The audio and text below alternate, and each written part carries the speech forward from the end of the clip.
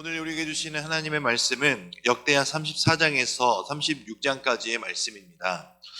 역대기 저자인 에스라는 유다의 20명의 왕들 가운데 아사, 여호사밧, 히스기야 왕과 더불어 요시야를 선한 왕으로 평가하며 극찬을 아끼지 않습니다.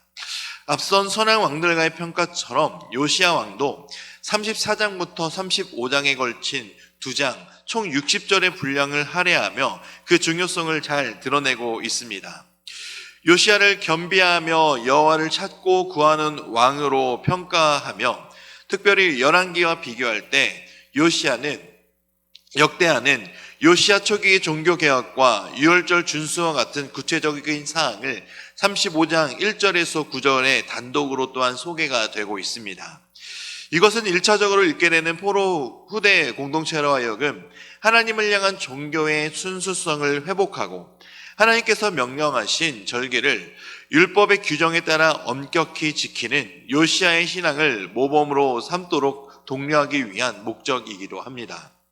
요시야 왕은 8세의 왕위에 오른 왕으로 7세의 왕위에 오른 요아스 다음으로 가장 어린 나이에 유다의 왕이 된 인물입니다. 요시야의 이름의 뜻은 여호와께서 기초를 두셨다라는 뜻으로 다윗 이후 여호사밧 히스기야 왕과 더불어 유다의 3대 왕으로 성군으로 손꼽히는 왕이 바로 요시야 왕입니다. 요시야는 34장 2절에 평가되는 것처럼 여호와 보시기에 정직히 행했다고 하는데 그가 하나님 보시기에 올곧게 살아갈 수 있었던 비결은 바로 다윗 왕의 길로 행했기 때문입니다. 다윗은 하나님의 마음에 합한 사람으로 하나님의 백성을 통치해야 하는 자가 행해야 할 바를 후대의 왕위에 오를 사람들에게 모범적으로 잘 보여준 왕이었습니다. 이에 대한 열왕기 하의 평가는 요시야와 같이 마음을 다하며 뜻을 다하며 힘을 다하여 모세의 모든 율법을 따라 여호와께로 돌이킨 왕은 요시야 전에도 없었고 후에도 그와 같은 자가 없었더라라고 평가하며 극찬을 아끼지 않습니다. 요시야가 20세 되던 통치 12년째가 되자 작심하고 유다와 예루살렘의 정결 작업을 시작합니다.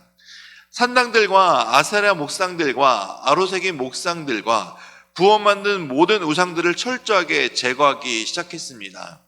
그가 성전 정결 작업을 마치고 성전을 수리하기 시작할 때 제사장 힐기야는 여호와의 율법책을 발견하게 됩니다.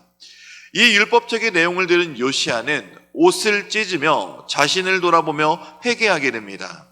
그리고 조상들의 하나님의 말씀을 준행하지 않음으로써 하나님의 진노가 크다는 사실을 깨닫고 공의의 하나님을 강조하며 유다에게 임할 하나님의 진노를 선포하며 회개를 독려하기 시작합니다.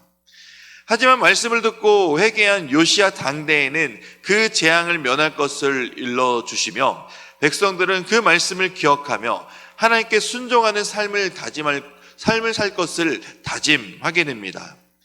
35장에서는 율법책을 발견하고 율법 준수의 일환으로서 유월절을 제대로 정확하게 지키도록 명령합니다. 또한 이 유월절을 유다 민족만의 축제로 끝나지 않고 이스라엘 거민들도 함께 참여하는 축제로 발전시킵니다. 멸망한 북이스라엘을 소외시키지 않았던 요시야 왕은 유월절에 이들을 포용함으로써 온 이스라엘이 하나가 될 미래를 소망한 것이기도 합니다. 36장입니다. 10장에서부터 시작된 남유다 왕들의 통치를 다룬 역사의 종결 부분이 바로 36장입니다. 2장에서는 남유다가 멸망하기까지 있었던 4명의 왕들의 통치를 중심으로 남유다가 바벨론에게 멸망하기까지의 급박한 상황을 이야기하며 전개가 되고 있습니다. 17대 왕인 여호아스로부터 20대 왕인 시드기야의 이야기들이 1절에서 20절까지 이어지고 있습니다. 17대 왕인 여호아스는 즉위 3개월 만에 애굽 왕 느고에 의해 폐위되고 요시야의 둘째 아들인 엘리야김이 여호야김으로 계명하게 되며 18대 왕으로 옹립이 되지만 유다를 통치하는 기간인 11년 시간 동안 악을 행함으로써 멸망으로 치닫고 있는 남유다의 상황에 기름을 붓는 역할을 하게 되었습니다. 그 다음으로 왕이 된 여호야긴 역시 3개월 10일, 즉 100일밖에 안 되는 기간 동안 통치하게 되지만, 역대하의 평가는 그 기간 동안, 짧은 기간 동안이지만 하나님 보시기에 악을 자행하게 되어 바벨론의 재침공으로 많은 백성들과 더불어 바벨론의 포로로 끌려가게 됩니다. 마지막 시드기야 왕 역시 예레미야 선지자를 통한 하나님의 말씀에 겸손하지 않았고 결국 두 눈이 뽑힌 채 바벨론의 포로로 끌려가게 됩니다.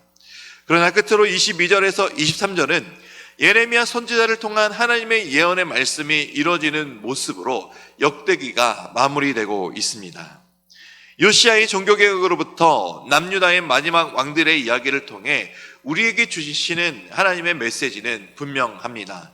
바로 하나님의 말씀에 준행하지 않은 결과로 모든 재앙과 하나님의 심판이 임하게 된 것을 깨달은 요시야와 하나님의 말씀을 준행하는 것을 지키지 않은 남은 남유다 왕들의 모습을 보며 지금을 살아가는 우리는 바로 하나님의 말씀에 절대적으로 순종해야 된다는 사실을 다시 한번 깨닫게 되어야 합니다.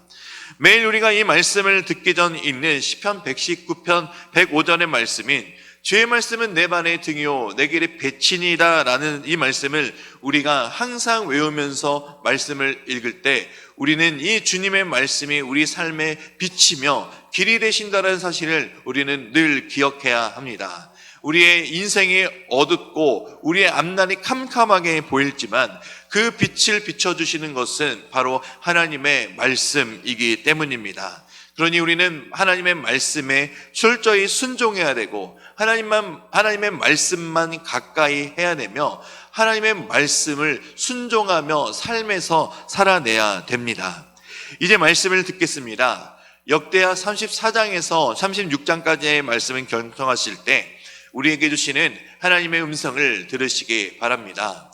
주의 말씀은 내 발의 등이요 내 길의 빛이니이다. 아멘.